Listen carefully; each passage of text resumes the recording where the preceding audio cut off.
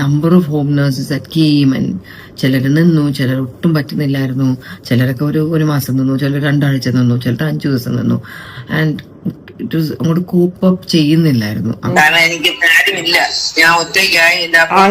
ആരും ഒരു phone call പോലും ചെയ്യാനില്ല. അത് കാരണം ഇപ്പൊ എനിക്ക് ഇത്രയും BP കൂടി, ഹൈ BP ആണ്. അങ്ങനെ ഒരു ഇടവേളയ്ക്ക് ശേഷം സിന്ധു കൃഷ്ണ വീണ്ടും എയറിലായിരിക്കുകയാണ് സുഹൃത്തുക്കളെ. സിന്ധു അമ്മ, സോറി അങ്ങനെ പറയാൻ പാടില്ലല്ലോ, എന്റെ അമ്മയെ ആരും സിന്ധു അമ്മ എന്ന് വിളിക്കരുത് എന്നാണല്ലോ ദിയാകൃഷ്ണന്റെ ഓർഡർ. അപ്പൊ സിന്ധു കൃഷ്ണ വീണ്ടും വൈറലാവാനുള്ള കാരണം എന്താണെന്ന് വെച്ചാൽ, ഈ പറയുന്ന സിന്ധു കൃഷ്ണയുടെ പെങ്ങളുടെ മകളായിട്ടുള്ള തൻവി സുധീർ ഘോഷി യൂട്യൂബിൽ ചെയ്തൊരു വീഡിയോ ആണ്. തൻവിയെ യൂട്യൂബിൽ ഫോളോ ചെയ്യുന്നവർക്ക് അറിയാം, പുള്ളിക്കാരി കഴിഞ്ഞ കുറെ കാലമായിട്ട് കാനഡയിലാണ് താമസം. അവിടെയാണ് പുള്ളിക്കാരിക്ക് ജോലിയും കാര്യങ്ങളും ഒക്കെ. അങ്ങനെ ഇരിക്കുന്ന സമയത്താണ് പെട്ടെന്നൊരു ദിവസം ഇവർ ജോലി മതിയാക്കി നാട്ടിലേക്ക് വരുന്നത്. അങ്ങനെ നാട്ടിലെത്തിയ സാഹചര്യത്തിൽ എന്തുകൊണ്ടാണ് ജോലിയെല്ലാം ഉപേക്ഷിച്ച് നാട്ടിലേക്ക് വന്നത് എന്ന് എക്സ്പ്ലെയിൻ ചെയ്തുകൊണ്ട് ഇവരൊരു 16 മിനിറ്റ് നീണ്ടു നിൽക്കുന്ന ഒരു വീഡിയോ ചെയ്തിട്ടുണ്ടായിരുന്നു. ആ വീഡിയോ ആക്ച്വലി ഇപ്പൊ സിന്ധു കൃഷ്ണ എയറിലാവാനുള്ള കാരണം. സംഭവം മറ്റൊന്നുമല്ല, ഈ പറയുന്ന തൻവിയുടെ അമ്മൂമ്മ അവരുടെ വീട്ടിൽ ഒറ്റക്കാണ്. തൻവിയുടെ അമ്മൂമ്മ എന്ന് പറയുമ്പോൾ സിന്ധു കൃഷ്ണയുടെ അമ്മയും കൂടിയാണല്ലോ, കാരണം സിന്ധു കൃഷ്ണയുടെ പെങ്ങളുടെ മകളാണ് ഈ പറയുന്ന തൻവി. അങ്ങനെ വരുമ്പോൾ തൻവിയുടെ അമ്മൂമ്മ തന്നെയാണ് സിന്ധു കൃഷ്ണയുടെ അമ്മ. അപ്പൊ അങ്ങനെ ഒരു സാഹചര്യത്തിൽ അമ്മൂമ്മയെ പരിചരിക്കാനും അമ്മൂമ്മയെ നോക്കാനും വേണ്ടിയൊക്കെയാണ് ഈ പറയുന്ന തൻവി ജോലി മതിയാക്കി നാട്ടിലേക്ക് വരുന്നത്. നമുക്ക് എന്തായാലും ഇതുമായി ബന്ധപ്പെട്ട് തൻവി ചെയ്ത വീഡിയോയുടെ ചെറിയൊരു ഭാഗം കണ്ടുനോക്കാം. എന്നെ കുഞ്ഞിലെ മുതലേ എന്റെ അപ്പൂപ്പൻ അമ്മൂമ്മയാണ് വളർത്തിയത്. അപ്പോൾ കഴിഞ്ഞ 1-2 വർഷമായിട്ട് അപ്പൂപ്പൻ അമ്മൂമ്മ എന്നോട് മക്കളെ വാ നമുക്ക് വയ്യ വയ്യ എന്നൊക്കെ പറഞ്ഞ് വിളിക്കുന്നുണ്ടായിരുന്നു. അപ്പൊ എന്റെ മനസ്സിൽ ഞാൻ വിചാരിച്ചു, ഓക്കെ അമ്മൂമ്മയ്ക്ക് അപ്പൂപ്പനുണ്ട്, അപ്പൂപ്പൻ അമ്മൂമ്മയുണ്ട്. പിന്നെ കഴിഞ്ഞ 1 വർഷം അപ്പൂപ്പന് ഹോം നേഴ്സ് ഉണ്ടായിരുന്നു, പിന്നെ അവർക്ക് വീട് തൂത്തു അടയ്ക്കാൻ ആളുണ്ടായിരുന്നു. അപ്പൊ ഞാൻ മാസം അങ്ങോട്ട് പൈസ അയച്ചു കൊടുക്കുമായിരുന്നു, ഇതിൻ്റെ ഒക്കെ ചിലവിന് വേണ്ടിയിട്ട്. എന്നെക്കൊണ്ട് പറ്റുന്ന അത്രയും ഞാൻ അയച്ചു കൊടുക്കുമായിരുന്നു. കാരണം എനിക്ക് നീ എൻ്റെ കാര്യങ്ങൾ നോക്കണമായിരുന്നു. ഞാനിപ്പോൾ കഴിഞ്ഞ 1 വർഷമായിട്ടല്ലേ യുജുവായിട്ട് വീണ്ടും അടുത്തത്. അപ്പം അതുവരെ എന്നെക്കൊണ്ട് വീട്ടിലെ കാര്യങ്ങളും അങ്ങനെ എന്നെക്കൊണ്ട് പറ്റുന്ന അത്രയും ഞാൻ സ്പെൻഡ് ചെയ്യാൻ വേണ്ടി അയക്കുമായിരുന്നു. പിന്നെ ഈ ഹോം നേഴ്സിനല്ല വൃത്തിയാക്കാൻ വേണ്ടിയിട്ടുള്ള ആൾക്കാർക്ക് ഞാൻ അയക്കുമായിരുന്നു. അപ്പോൾ അവരുണ്ടല്ലോ എന്നുള്ളൊരു ധൈര്യത്തിൽ ഞാൻ പിന്നെ അവരെ വിളിക്കുമ്പോൾ വരാം ആലോചിക്കാം എന്നൊക്കെ പറഞ്ഞ് ഞാൻ ഇരിക്കുമായിരുന്നു. അവസാനം ഞാൻ പ്രഗ്നന്റ് ആയ സമയത്ത് അപ്പൂപ്പൻ മക്കളെ നീ വരുന്നില്ലേ, മക്കളെ നീ എപ്പോൾ വരും. അപ്പം ഞാൻ അപ്പൂപ്പ ചുമ്മാ അപ്പൂപ്പ ഞാൻ എന്തായാലും ഇനി കൊച്ചു ജനിച്ച് കുറച്ച് മാസം കഴിഞ്ഞിട്ട് ഞാൻ അങ്ങോട്ടേക്ക് വരാം. നിങ്ങൾക്ക് രണ്ടുപേരും അങ്ങോട്ടും ഇങ്ങോട്ടും നിങ്ങളുണ്ടല്ലോ. അത് മാത്രമല്ല ഈ ജോലിക്ക് വരുന്ന ആൾക്കാരും സ്ഥിരം നിൽക്കുന്നില്ലായിരുന്നു. നമ്മുടെ ഇച്ചിരി വലിയ വീടാണ്, അവിടെ ഒരു 5 ബെഡ്റൂമുള്ള വീടാണ്. അപ്പോൾ അതെല്ലാം മൊത്തം ഡെയിലി വൃത്തിയാക്കുന്നത് ഇച്ചിരി ബുദ്ധിമുട്ടാണെന്ന് പറഞ്ഞിട്ട് അങ്ങനെ സ്ഥിരം ആൾക്കാർക്ക് നിൽക്കാൻ ബുദ്ധിമുട്ടായിരുന്നു. അതല്ല എങ്കിലും വരുന്ന ആൾക്കാർക്ക് എന്തെങ്കിലും കാര്യങ്ങൾ കാണും. ലൈക്ക് അവർക്ക് കുറച്ച് കഴിയുമ്പോൾ നിന്ന് ഒരാളുടെ അമ്മയ്ക്ക് വയ്യാതായി, പിന്നെ അങ്ങനെ കുറച്ച് കാര്യങ്ങളുണ്ടായിരുന്നു. എന്നാലും ഞാൻ അമ്മ അപ്പൂപ്പിനോട് പറയും അഡ്ജസ്റ്റ് ചെയ്യും, എന്തെങ്കിലും ആവട്ടെ എന്നൊക്കെ പറഞ്ഞ്. എന്നാൽ അവസാനം എൻ്റെ വളകാപ്പിൻ്റെ തലേ ദിവസം വരെ അപ്പൂ പറഞ്ഞു, മക്കളെ നീ എന്ന് വരും, നീ വരും. ഞാൻ വരാം അപ്പൂപ്പ, ടിക്കറ്റൊന്നും എടുത്തില്ല, നീ സമയമുണ്ടല്ലോ, എന്തിനാണ് നിങ്ങൾ കിടന്നെ ചുമ്മാ ഇപ്പോഴേ വിളിക്കുക. ഞാൻ വഴക്ക് വരെ പറഞ്ഞു. ഓക്കെ, അങ്ങനെ ആ വഴക്കെല്ലാം പറഞ്ഞ് കുറച്ച് ദിവസങ്ങൾ കഴിഞ്ഞാണ് അപ്പൂപ്പ മരണപ്പെടുന്നത്. അതോടെ അമ്മൂമ്മ തനിച്ചായി. അങ്ങനെ ഇടയ്ക്കിടെ ഫോൺ വിളിക്കുമ്പോഴെല്ലാം അമ്മൂമ്മ നാട്ടിലേക്ക് വരാൻ നിർബന്ധിക്കാൻ തുടങ്ങി. ഈ ഒരു അവസരത്തിലാണ് തൻവി ജോലി മതിയാക്കി നാട്ടിലേക്ക് വരാമെന്നുള്ള ഡിസിഷൻ എടുക്കുന്നത്. ഇനി ഇത്രയും പറഞ്ഞ സ്ഥിതിക്ക് തൻവിയുടെ ലൈഫ് സ്റ്റോറിയെ കുറിച്ച് കൂടി പറയാതിരിക്കാൻ വയ്യ. ജീവിതത്തിൽ ഒരുപാട് സ്ട്രഗിൾ ചെയ്തൊരു പെൺകുട്ടിയാണ് ഈ പറയുന്ന തൻവി സുധീർ ഘോഷ്. തൻവി ചെറുതാവുമ്പോൾ തന്നെ തൻവിയുടെ അച്ഛനും അമ്മയും സെപ്പറേറ്റഡ് ആയിരുന്നു. കുറച്ച് കാലത്തേക്കൊന്നും തൻവി അച്ഛനെ കണ്ടിട്ടേ ഇല്ലായിരുന്നു. എന്തായാലും തൻവിയുടെ അച്ഛനും അമ്മയും വേർപിരിഞ്ഞതോടെ തൻവിയുടെ അച്ഛൻ എന്താക്കി, നേരെ ദുബായിലേക്ക് പോയി. അവിടെ പോയി മുപ്പര് വേറെ കല്യാണം ഒക്കെ കഴിച്ച് അവിടെ സെറ്റിലായി. എന്നാൽ അതിനുശേഷം തൻവിയും അമ്മയും അമ്മൂമ്മയും അപ്പൂപ്പനും കൂടി എന്ത് ചെയ്തു, നേരെ ചെന്നൈയിലേക്ക് താമസം മാറി. എന്തോ ജോലി സംബന്ധമായിട്ടുള്ള ആവശ്യത്തിനാണ് അങ്ങോട്ട് പോയത്. അതിനുശേഷം കുറച്ചു കാലം അവരവിടെയാണ് താമസിച്ചത്. അതുകൊണ്ട് തന്നെ ഒരു 3ാം ക്ലാസ് വരെ തൻവി പഠിച്ചതും വളർന്നതും ഒക്കെ ചെന്നൈയിലായിരുന്നു. അങ്ങനെ ഇരിക്കുന്ന സമയത്താണ് പെട്ടെന്നൊരു ദിവസം തൻവിയുടെ അച്ഛൻ തൻവിയുടെ ജീവിതത്തിലേക്ക് കടന്നു വരുന്നത്. പുള്ളിക്കാരൻ നാട്ടിലേക്ക് വന്ന സമയത്ത് തൻവിയെ കാണാൻ വേണ്ടി വന്നതാണ് സംഭവം. അങ്ങനെ അച്ഛനോടൊപ്പം കുറച്ച് സമയം സ്പെൻഡ് ചെയ്യുന്നു. അങ്ങനെ അച്ഛൻ എന്താക്കും, തൻവിയെ ദുബായിലേക്ക് കൊണ്ടുപോകാൻ വേണ്ടി ക്ഷണിക്കുന്നു. തൻവി അതിന് തയ്യാറാകുന്നു. അങ്ങനെ തൻവി എന്താക്കുന്നു, ചെന്നൈയിലുള്ള പഠിത്തം മതിയാക്കി ദുബായിലേക്ക് താമസം മാറുന്നു. പിന്നെയുള്ള 2 വർഷം തൻവി താമസിച്ചത് ദുബായിലാണ്. അവിടെ അച്ഛനും രണ്ടാനമ്മയോടും ഒപ്പമാണ് തൻവി താമസിച്ചത്. തൻവിയുടെ രണ്ടാനമ്മ അഥവാ അച്ഛന്റെ 2ാമത്തെ ഭാര്യ എന്ന് പറയുന്നത് ഏതൊരു അറബിക്കാരിയാണ്. പക്ഷെ അങ്ങനെയൊക്കെ ആണെങ്കിൽ കൂടിയും തൻവിയുടെ ദുബായിലെ ജീവിതം എന്ന് പറയുന്നത് അടിപൊളിയായിരുന്നു. തൻവി അതിനെ കുറിച്ച് പറഞ്ഞത് തന്റെ ജീവിതത്തിലെ ഏറ്റവും സുന്ദരമായ നിമിഷങ്ങളായിരുന്നു അതെന്നുള്ളതാണ്. എന്തായാലും അങ്ങനെ 2 വർഷം അച്ഛനോടൊപ്പം അടിച്ചു പൊളിച്ച് താമസിച്ചു. അതിനിടക്കാണ് അച്ഛൻ ഹാർട്ട് അറ്റാക്ക് വരുന്നത്. അതോടെ തൻവി എന്ത് ചെയ്തു, ദുബായിലുള്ള പഠിത്തം മതിയാക്കി നേരെ നാട്ടിലേക്ക് പോകുന്നു. തുടർന്ന് ചെന്നൈയിൽ തന്നെ അമ്മയോടൊപ്പവും അപ്പൂപ്പനോടൊപ്പവും അമ്മൂമ്മയോടൊപ്പവും ജീവിക്കാൻ തുടങ്ങി. പക്ഷെ അങ്ങനെയൊക്കെ കാര്യങ്ങൾ പോയിക്കൊണ്ടിരിക്കുന്നതിന്റെ അടുക്കാണ് തൻവിയുടെ അമ്മയ്ക്ക് ബാംഗ്ലൂരിൽ ഒരു ടീച്ചർ ജോലി ലഭിക്കുന്നത്. അതോടെ തൻവിയുടെ അമ്മ നേരെ ബാംഗ്ലൂരിലേക്ക് പോയി. അതോടെ അപ്പൂപ്പനും അമ്മൂമ്മ എന്ത് ചെയ്തു, ചെന്നൈയിൽ നിന്ന് നേരെ നാട്ടിലേക്ക് താമസം മാറി. അതിന്റെ കൂട്ടത്തിൽ തൻവിയെയും അവർ നാട്ടിലേക്ക് കൊണ്ടുവന്നു. പിന്നീടുള്ള ശിഷ്ടകാലം മുഴുവനും തൻവി താമസിച്ചതും വളർന്നതും ഈ അപ്പൂപ്പന്റെയും അമ്മൂമ്മയുടെയും കൂടെയാണ്. അതുകൊണ്ട് തന്നെ തൻവിയും അപ്പൂപ്പനും അമ്മൂമ്മയും തമ്മിൽ നല്ല സ്ട്രോങ് ബോണ്ടാണെന്ന് പറയാതെ വയ്യ. പഠനമെല്ലാം കഴിഞ്ഞ് കാനഡയിൽ ഒരു ജോലി കിട്ടുന്നത് വരെ തൻവി താമസിച്ചത് ഈ അപ്പൂപ്പനും അമ്മുമ്മയോടും ഒപ്പമായിരുന്നു. ഇനി തൻവിയും അമ്മുമ്മയും തമ്മിലുള്ള ബോണ്ട് എന്താണെന്ന് മനസ്സിലാക്കണമെന്നുണ്ടെങ്കിൽ ഞങ്ങൾക്ക് ഒരു വീഡിയോ കാണിച്ചു തരാം. അമ്മുമ്മയ്ക്ക് ഈ ലോകത്ത് ഏറ്റവും ഇഷ്ടമുള്ള ആരാണ്? ഇഷ്ടം എന്റെ തന്നെയാണ്. ആ, അമ്മമ്മയ്ക്കും അപ്പൂപ്പനും ഇഷ്ടം തന്നെ ആണല്ലേ? പക്ഷെ ഇപ്പൊ ലിയാനെ ഇഷ്ടമാണ്. ഏറ്റവും കൂടുതൽ ആരെയാ ഇഷ്ടം? ഏറ്റവും ലിയാന് അത് തന്നെ ലിയാനെ രണ്ടുപേരെയും ആ, അതാണ് നല്ലത്. ഓക്കെ, ആരെങ്കിലും പറഞ്ഞു ചെയ്യുന്നതാണോ അമ്മ? അല്ല അല്ല, ആത്മാർത്ഥമായിട്ട്. അപ്പുറത്തെ കണ്ണാടി കൂടെ നോക്കിയാൽ മനസ്സിലാവും തോക്ക് ചൂണ്ടിയിട്ടാണ് ആള് പറയുന്നത്. എന്നിട്ട് പറയാണ് ആരെങ്കിലും പറഞ്ഞു പറയിപ്പിക്കുകയാണെന്നൊക്കെ. എന്തായാലും സംഭവം മുട്ടം കോമഡി ആയിക്കണില്ലേ. ഇത്രയും അടിപൊളിയാണ് ഇവർ തമ്മിലുള്ള ബോണ്ട് എന്ന് പറയുന്നത്. എന്തായാലും ഇങ്ങനെയൊക്കെ കാര്യങ്ങൾ പോയിക്കൊണ്ടിരിക്കുന്നതിനിടക്കാണ് തനിക്ക് ജോലി സംബന്ധമായി കാനഡയിലേക്ക് താമസം മാറുന്നത്. പക്ഷെ അതിനുശേഷം ഇവർ എപ്പോഴും വിളിക്കുകയും സംസാരിക്കുകയും ഒക്കെ ചെയ്യാറുണ്ടായിരുന്നു കേട്ടോ. അങ്ങനെ ഇരിക്കുകയാണ് 2 മാസങ്ങൾക്ക് മുമ്പ് അപ്പൂപ്പ മരണപ്പെടുന്നത്. അതിനുശേഷം എന്ത് സംഭവിച്ചു എന്നുള്ളത് തനിക്ക് തുറന്ന് പറയുന്നുണ്ട്. നമ്മൾ എന്തായാലും കേട്ടോക്കാം. അതിന്റെ പിറ്റേ ദിവസം രാവിലെയാണ് ഞാൻ അറിയുന്നത് അപ്പൂപ്പൻ ഇങ്ങനെ മരിച്ചു പോയെന്ന്. അതും കൂടെ ആയിരുന്നപ്പോൾ ഞാൻ ഭയങ്കര റിഗ്രറ്റ് ആയിരുന്നു. കാരണം എന്നെ അവരാണ് വളർത്തിയത്. അപ്പോൾ അവർ അവസാനം എന്നെ 1-2 വർഷം നീ വാന്ന് വിളിച്ചിട്ട് ഞാൻ വന്നില്ല. കാരണം ഞാൻ പൈസ ഉണ്ടാക്കുന്നു, എനിക്കിങ്ങനെ കുറേ പൈസ ഉണ്ടാക്കുന്നു, എനിക്ക് അവിടെ കാനഡയിൽ ഒരു വീട് വെക്കണം, ഇങ്ങനെയൊക്കെയായിരുന്നു എൻ്റെ പരിപാടി, പ്ലാനും. അപ്പോൾ അവരെ വീട് വെക്കണം എന്തിനാന്ന് വെച്ചാൽ ഞാൻ നിൽക്കുന്ന ഒരു ചെറിയ 2 അപ്പാർട്ട്മെൻറ്റ് ഹൗസായിരുന്നു. അത് നിങ്ങൾ എൻ്റെ വീഡിയോ കണ്ട് നിങ്ങൾക്ക് മനസ്സിലായി കാണും. അത് മറ്റേ ലോ ഇൻകം ആയിട്ടുള്ള ഞാൻ പണ്ട് പഠിച്ചുകൊണ്ടിരുന്ന സമയത്ത് കയറിയ ബിൽഡിങ്ങാണ്. അപ്പോൾ അവരെ കൊണ്ടുവരണമെങ്കിൽ സൂപ്പർവൈസറേയും കൊണ്ടുവരണമെന്ന് ആഗ്രഹമായിരുന്നു. അപ്പോൾ അതിനുവേണ്ടി ഞാൻ ഇങ്ങനെ പൈസ ഇങ്ങനെ ഉണ്ടാക്കി സേവ് ചെയ്ത് ഇതൊക്കെ ചെയ്ത് അവരെ കൊണ്ടുവരാൻ നോക്കിയപ്പോഴത്തേക്കും അപ്പൂപ്പൻ മരിച്ചു. ഓക്കെ, ഈ ഒരു കാര്യത്തിൽ തനുവിയെ അപ്രീഷിയേറ്റ് ചെയ്യാതെ വയ്യ. തനുവിയുടെ ഭാവി പ്ലാൻ എന്തായിരുന്നു എന്നുള്ളത് നിങ്ങൾ എല്ലാവരും കേട്ട് കഴിഞ്ഞല്ലോ. കാനഡയിൽ സ്വന്തമായിട്ട് ഒരു വീട് വെക്കണം, ആ വീട്ടിലേക്ക് സ്വന്തം അപ്പൂപ്പനെയും അമ്മുമ്മയും കൊണ്ടുവരണം, ശിഷ്ടകാലം അവിടെ അവരെയും നോക്കി സുഖമായി കഴിയണം. ഇതായിരുന്നു തനുവിയുടെ പ്ലാൻ. പക്ഷെ അതിനിടയ്ക്കാണ് അപ്പൂപ്പ മരിക്കുന്നത്. അതോടെ തനുവി ആ പ്ലാൻ ഉപേക്ഷിക്കുകയായിരുന്നു. എന്നാലും നിങ്ങളൊന്ന് ആലോചിച്ച് നോക്കി, ഇത് തൻവിയുടെ അമ്മയും അച്ഛനുമല്ല, അമ്മുമ്മയും അപ്പൂപ്പനുമാണ്. സ്വന്തം അപ്പൂപ്പനെയും അമ്മുമ്മയും ഒക്കെ ഇങ്ങനെയൊക്കെ കൊണ്ടുവരണമെന്ന് ആഗ്രഹിക്കുന്നുണ്ടെങ്കിൽ എത്രത്തോളം ഇഷ്ടപ്പെടുന്നുണ്ടാവും അല്ലെ ഈ പറയുന്ന തൻവി അപ്പൂപ്പനെയും അമ്മുമ്മയും ഒക്കെ. എനിക്ക് തോന്നുന്നു സ്വന്തം അമ്മയെക്കാളും കൂടുതൽ അറ്റാച്ച്മെന്റ് ഈ പറഞ്ഞ തൻവിക്ക് അപ്പൂപ്പനോടും അമ്മുമ്മയോടുമാണ്. എന്തായാലും തൻവിക്ക് പറയാനുള്ള ബാക്കി കേട്ടോക്കാം. അങ്ങനെ ഞാനിപ്പോൾ സത്യം പറഞ്ഞാൽ എൻ്റെ നല്ലൊരു ജോലിയായിരുന്നു. നല്ല ജോലി എന്ന് വെച്ചാൽ 8 മണിക്കൂർ ജോലിയിൽ അന്നത്തെ ദിവസം ജോലി മൊത്തം ഞാൻ വേണമെന്ന് വിചാരിച്ചാൽ 1 മണിക്കൂറിനകത്ത് തീർക്കാൻ പറ്റും. അടുത്ത 7 മണിക്കൂർ ഫ്രീയാണ്. അങ്ങനത്തെ ജോലിയാണ് എൻ്റെത്. അതുമാത്രമല്ല, ഞാൻ മാനേജ്മെൻറ്റ് ലെവലിൽ കയറിയായിരുന്നു. അപ്പോൾ മാനേജ്മെൻറ്റ് ലെവലിൽ കയറിയതുകൊണ്ട് അതിൻ്റെതായ പേ നല്ല രീതിയിൽ കൂടിയായിരുന്നു. അങ്ങോട്ട് ഞാൻ ടാക്സ് വരെ അടയ്ക്കേണ്ടി വന്നു $4000. 9,000 രൂപ ഉണ്ടാക്കിയിട്ടാണ് ഞാൻ എക്സ്ട്രാ ഉണ്ടാക്കിയതിന് ഞാൻ 4,000 അങ്ങോട്ട് ടാക്സ് അടയ്ക്കേണ്ടി വന്നത്.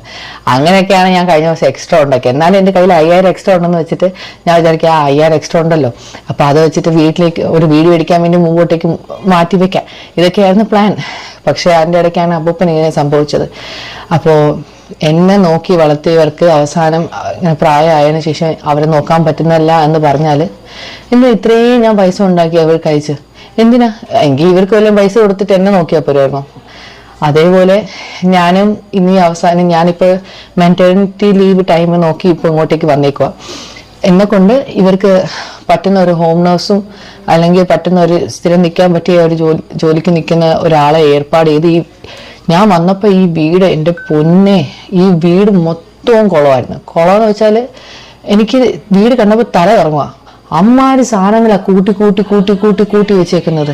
ഇതൊന്നും നമുക്ക് വൃത്തിയാക്കാൻ ഒരു ദിവസം പോലും വൃത്തിയാക്കി തീർക്കാൻ പറ്റത്തില്ല.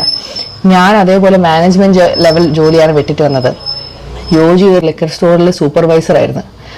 എനിക്ക് വേണ്ടിയിട്ടാണ് ഞാൻ പറഞ്ഞു ഇങ്ങനെ എനിക്ക് ഇതെല്ലാം നമുക്ക് ഒരുമിക്കാമെന്ന് പറഞ്ഞപ്പോൾ ജോലി അത് വിട്ടിട്ട് വന്നത് എനിക്ക് വേണ്ടിയിട്ടാണ്.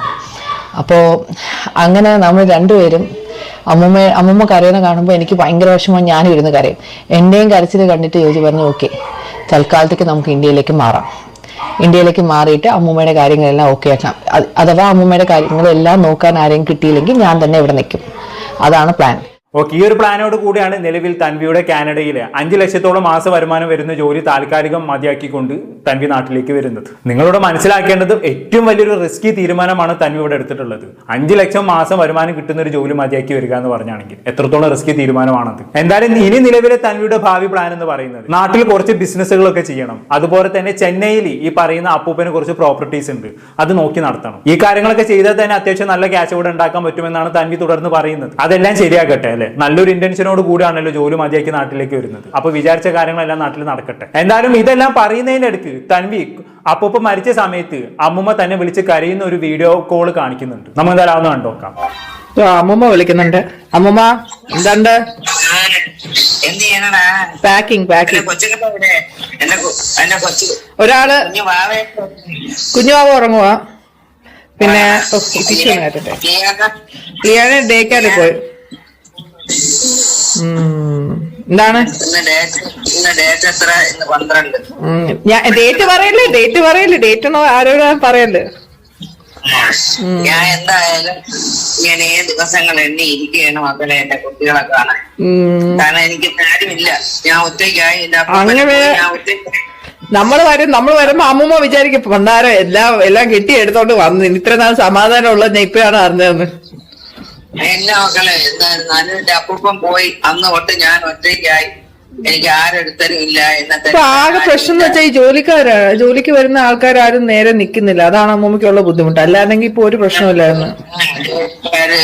ഒരു ആത്മാർത്ഥതയുള്ള ഒരു ജോലിക്കാരും ഇല്ല, ആരും ഒരു ഫോൺ കോൾ പോലും ചെയ്യാനില്ല. അത് കാരണം ഇപ്പൊ എനിക്ക് ഇത്രയും BP കൂടി, ഹൈ BP ആണ്.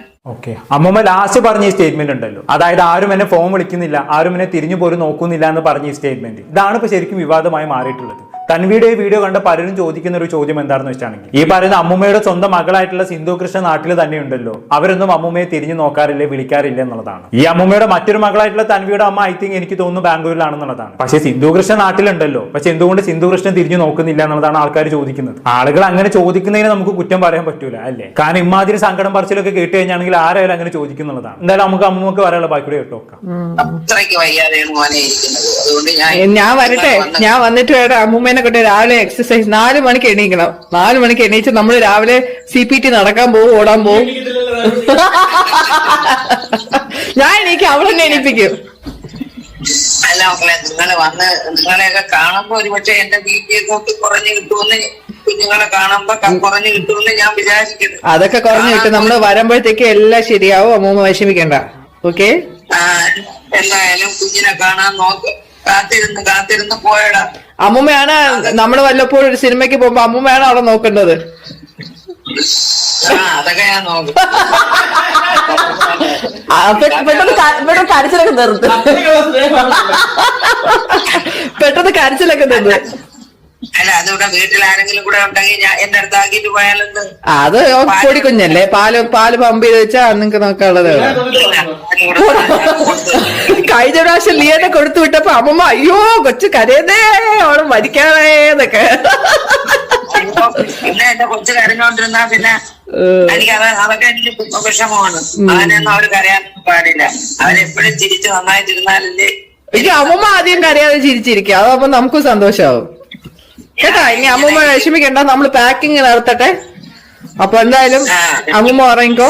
ഓക്കെ, ഇതാണ് അമ്മൂമ്മക്ക് പറയാനുള്ള കാര്യങ്ങൾ എന്ന് പറയുന്നത്. എന്തായാലും ഞാൻ നേരത്തെ പറഞ്ഞല്ലോ, അമ്മൂമ്മയുടെ ഈ സങ്കടം പറച്ചിൽ കേട്ടിട്ട് ഒരുപാട് ആളുകൾ സിന്ധു കൃഷ്ണനെ കുറ്റപ്പെടുത്താൻ തുടങ്ങി എന്നുള്ളത്. മെയിനായിട്ട് തൻവിയുടെ ഈ വീഡിയോയുടെ കമന്റ് ബോക്സിലാണ് കൂടുതൽ കുറ്റപ്പെടുത്തലുകളും കാണാൻ സാധിക്കുന്നത്. അതോടെ തൻവി എന്ത് ചെയ്തെന്ന് അറിയോ? കമന്റ് ബോക്സ് അങ്ങോട്ട് ഓഫ് ആക്കി വെച്ച്. ഇപ്പൊ തൻവിയുടെ വീഡിയോക്ക് താഴെ കമന്റ് ബോക്സ് ഓൺ അല്ല കേട്ടോ. കാരണം സ്വന്തം ചെറിയ ആളുകൾ ഇങ്ങനെ തെറി വിളിച്ചുകൊണ്ടിരിക്കുമ്പോൾ ആർക്കാണ് ഇങ്ങനെ കേട്ടിരിക്കാൻ പറ്റുക അല്ലേ? അതുകൊണ്ട് തന്നെയാണ് തൻവി കമന്റ് ബോക്സ് ഓഫ് ആക്കി വെച്ചത്. തൻവി തന്നെ ഇപ്പൊ വിചാരിക്കുന്നുണ്ടാവും ഇങ്ങനെ ഒരു വീഡിയോ ചെയ്യേണ്ടില്ലായിരുന്നു എന്നുള്ളത്. എന്തായാലും അമ്മൂമ്മയുടെ ഈ സങ്കടം പറച്ചിൽ കേൾക്കുന്ന സമയത്ത് ഞാൻ നേരത്തെ പറഞ്ഞ പോലെ പലർക്കും തോന്നുന്നുണ്ടാകാം സിന്ധു കൃഷ്ണ ഈ പറയുന്ന സ്വന്തം അമ്മയെ തിരിഞ്ഞു നോക്കുന്നില്ല എന്നുള്ളത്. പക്ഷെ അങ്ങനെയൊന്നും വല്ല കാര്യങ്ങൾ. സിന്ധു കൃഷ്ണ ഇവരെ ഇടയ്ക്കിടെ പുറത്തൊക്കെ കൊണ്ടുപോകാറുണ്ട്. ഇവരുടെ അപ്പൂപ്പൻ ജീവിച്ചിരുന്ന കാലത്ത് തന്നെ സിന്ധു കൃഷ്ണൻ അപ്പൂപ്പനെയും അമ്മൂമ്മയും കൊണ്ട് പുറത്തേക്ക് ഇറങ്ങുന്ന ഒരു വീഡിയോ ഉണ്ട്, ഞാനൊന്ന് കാണിച്ചു തരാം. കുറേ നാളിന് ശേഷം ട്രാവൻ ക്ലബിൽ ഫുഡ് കഴിക്കുന്നതാണ്. പാരന്റ്സ് വീട്ടിൽ വരുമ്പോൾ ഒക്കെ അമ്മ പറയും അവർക്ക് ഭയങ്കര ഇഷ്ടമാണ് ഡാഡിക്ക് അമ്മയ്ക്ക് ട്രാവൻ ക്ലബിൽ ഊണ്, ഇവിടുത്തെ മീൻകറി ഭയങ്കര. അത് ട്രാവൻ വളരെ ഫേമസ് ആയ ഒരു ഇഷ്ടപ്പെട്ടോ? കൊള്ളാമോ?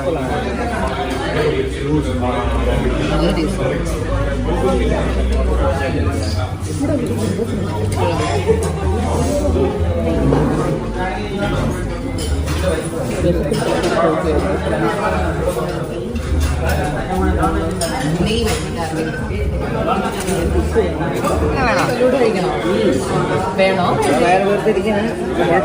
അരമണിക്കൂർ കഴിഞ്ഞാൽ എനിക്കൊരു കടയിൽ പോകണം, വീട്ടിലത്തേക്ക് ഒരു സാധനം. അപ്പൊ ഇതൊന്ന് ദഹിപ്പിക്കും.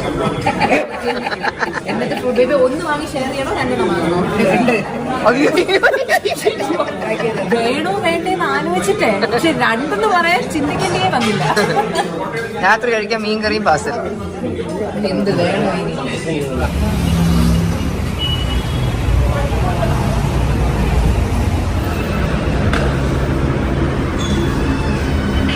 ഓക്കെ, അതാണ് അപ്പൂപ്പനും അമ്മൂമ്മക്കും ട്രിവാൻഡ്രം ക്ലബ്ബിൽ ചെന്ന് ഫുഡ് വാങ്ങിച്ചു കൊടുക്കുന്നു, അവർക്ക് ഫലുത വാങ്ങിച്ചു കൊടുക്കുന്നു, രാത്രി ഫുഡ് പാർസൽ ചെയ്ത് കൊടുക്കുന്നു. ഭയങ്കര സ്നേഹപ്രകടനമാണല്ലോ ഇവര് വീഡിയോയിലൊക്കെ. ഇത്തരത്തിൽ ഒരുപാട് വീഡിയോസ് നമുക്ക് സിന്ധു കൃഷ്ണയുടെ യൂട്യൂബ് ചാനൽ നോക്കിയാൽ കാണാൻ പറ്റും. അച്ഛനെയും അമ്മയും കൊണ്ട് പല സ്ഥലങ്ങളും കറങ്ങുന്ന വീഡിയോസ്. മാത്രവുമല്ല, ഈ പറയുന്ന അപ്പൂപ്പ മരിച്ച സമയത്ത് സിന്ധു കൃഷ്ണ 1 മണിക്കൂർ നീണ്ടു നിൽക്കുന്ന ഒരു വീഡിയോ ചെയ്തിട്ടുണ്ടായിരുന്നു. അതിൽ സിന്ധു കൃഷ്ണ ചില കാര്യങ്ങൾ പറയുന്നുണ്ട്. നമ്മൾ എന്തായാലും കേട്ടോക്കാം.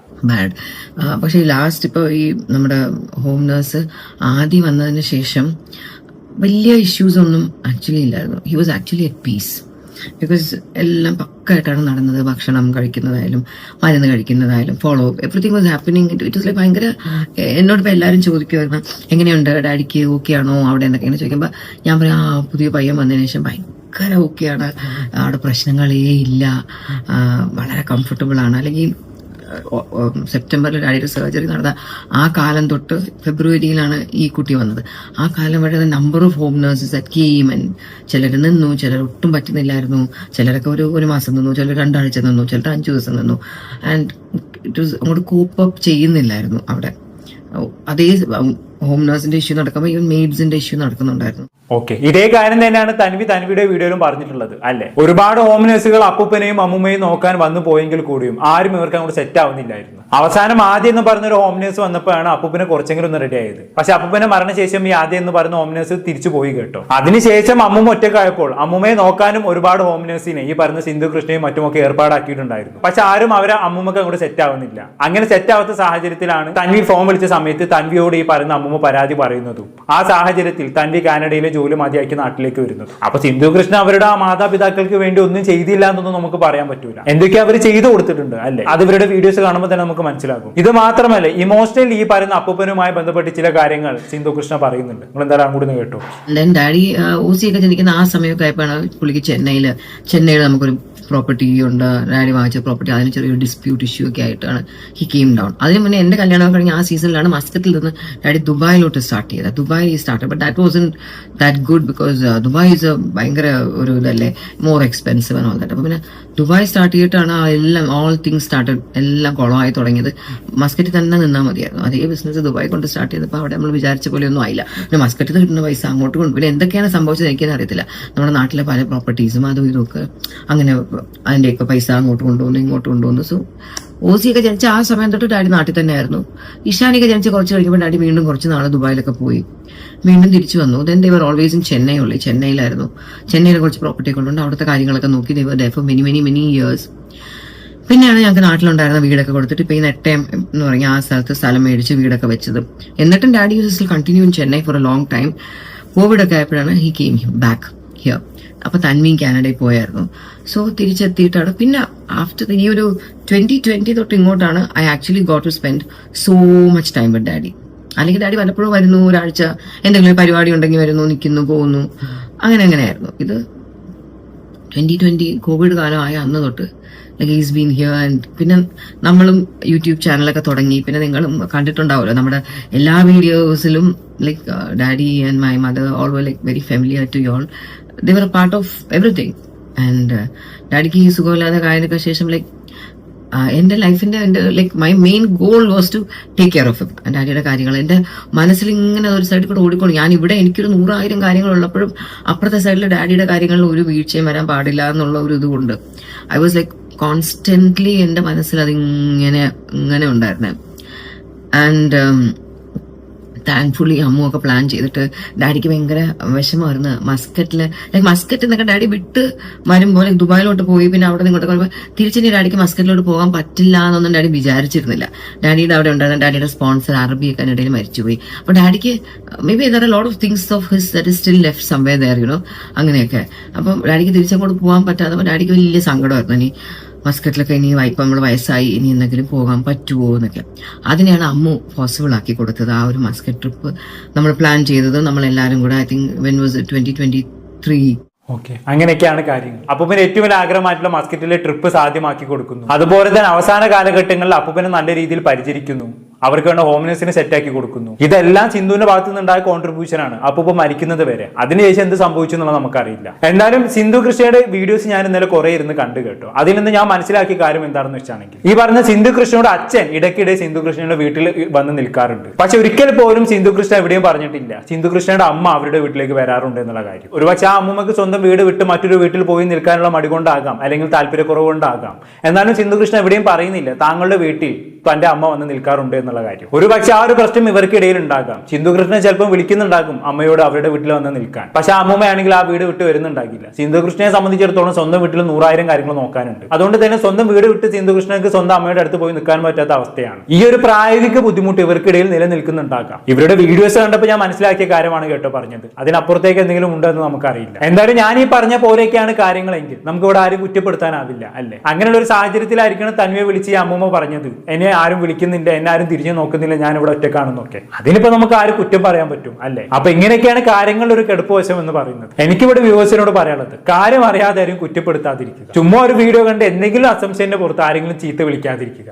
അവരുടെ കുടുംബത്തിൽ എന്താണ് നടന്നത് അവർക്ക് മാത്രമേ അറിയത്തുള്ളൂ. പിന്നെ തന്റെയെ പോലുള്ള ക്രിയേറ്റേഴ്സിനോടാണ് എനിക്ക് പറയാനുള്ളത്, ദയവ് ചെയ്ത് ഇത്തരം വീഡിയോകളൊന്നും പബ്ലിക് ആക്കാതിരിക്കുക. നിങ്ങൾക്ക് എന്തെങ്കിലും പറയാനുണ്ടെങ്കിൽ ഒന്ന് പറഞ്ഞിട്ട് പോകുക. അല്ലാണ്ട് ഈ അമ്മൂമ്മ കോൾ ചെയ്യുന്നതും മറ്റുമൊക്കെ ഇങ്ങനെ വീഡിയോയിൽ ഒന്ന് കാണിക്കാതിരിക്കുക. അത് അൾട്ടിമേറ്റ്ലി നിങ്ങളുടെ കുടുംബത്തെ തന്നെയായിരിക്കും ബാധിക്കാൻ പോകുന്നത്. ഇതിപ്പോ ആളുകൾ ജഡ്ജ് ചെയ്ത് ഓരോന്ന് പറയാൻ തുടങ്ങി. അത് കാരണം ഇപ്പോൾ ഒരു കാര്യമാണ് സിന്ധു കൃഷ്ണ എയറിലാവുന്ന ഒരു സാഹചര്യം വന്നു. അതൊക്കെ വരുത്തി വെച്ചത് ഈ പറഞ്ഞ തൻവി പബ്ലിക്കിലിട്ടൊരു വീഡിയോ ആണ്. സോ ഇത്തരം കാര്യങ്ങളൊക്കെ പബ്ലിക്കിൽ കൊണ്ടുവന്നിടുന്ന സമയത്ത് സൂക്ഷിക്കുക. ആളുകൾ പല രീതിയിലും ജഡ്ജ് ചെയ്യും. അവസാനം ഞാൻ അങ്ങനെയായിരുന്നു ഉദ്ദേശിച്ചത് ഇങ്ങനെയായിരുന്നു ഉദ്ദേശിച്ചത് എന്നൊക്കെ പറഞ്ഞ് മോങ്ങി കൊണ്ട് വീഡിയോ ചെയ്തിട്ടൊന്നും കാര്യമില്ല. കൂടുതലായിട്ട് ഞാനൊന്നും ഇവിടെ പറയുന്നില്ല. എന്താണെന്നിട്ട് നിങ്ങൾക്ക് തോന്നുന്നത് താഴെ കമന്റ് ബോക്സിൽ രേഖപ്പെടുത്തുമല്ലോ. അടുത്തൊരു ടോപ്പിക്കുമായി കാണാം.